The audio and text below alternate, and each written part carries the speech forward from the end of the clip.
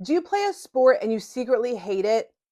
Long gone are the days where you should feel like a quitter.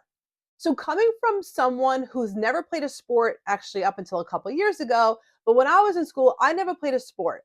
To think of spending any other time after school doing something in school when I could go home was like not my cup of tea. So, if you're playing a sport and you're playing it because maybe you feel like your mom wants you to do it or your dad wants you to do it, but you don't love it, you really need to reconsider why you're doing it. And I see that because in everything I teach, and part of what Start Living Life is about, it's about doing things that you enjoy. Not that what your parents want you to do, not the expectations of others, but what you enjoy, because that's the point.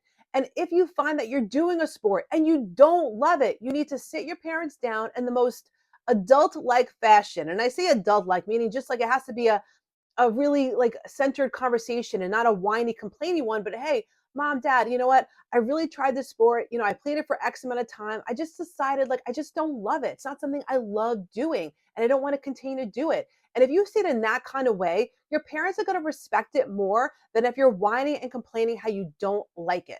The other thing is they be they may be concerned that you're going to be sitting, home after school on the couch eating bonbons. Okay. So maybe replace it with something else if you feel like you want them or they want you to spend time doing stuff productive, which is totally fine.